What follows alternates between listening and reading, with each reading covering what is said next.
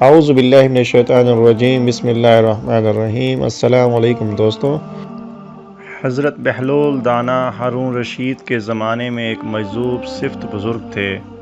ہارون رشید ان کی باتوں سے ظرافت کے مزے لیا کرتے تھے، کبھی کبھی جذب کے عالم میں وہ پتے کی باتیں بھی کہہ جایا کرتے تھے۔ ایک مرتبہ حضرت بہلول ہارون رشید کے پاس پہنچے۔ ہارون رشید نے ایک چھڑی اٹھا کر دی اور مزاحاً کہا کہ بہلول، یہ چھڑی میں تمہیں دے رہا ہوں، جو شخص تمہیں اپنے سے زیادہ بے وقوف نظر آئے اسے دے دینا۔ حضرت بہلول نے بڑی سنجیدگی کے ساتھ چھڑی اپنے پاس رکھ لی اور واپس چلے آئے۔ بات آئی گئی ہو گئی۔ شاید ہارون رشید بھی بھول گئے ہوں گے۔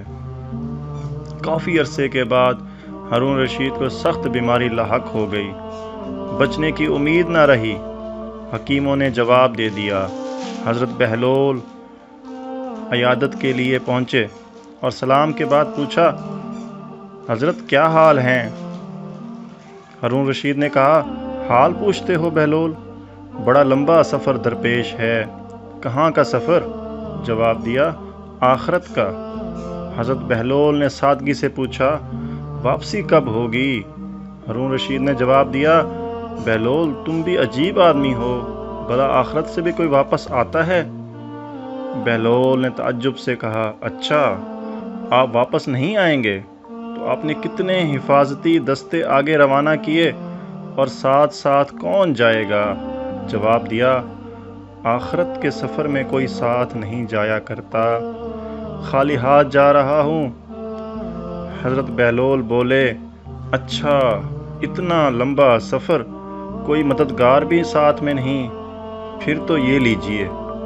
ہارون رشید کی چھڑی بغل سے نکال کر کہا، یہ امانت واپس ہے۔ مجھے آپ کے سوا کوئی انسان اپنے سے زیادہ بے وقوف نہیں مل سکا۔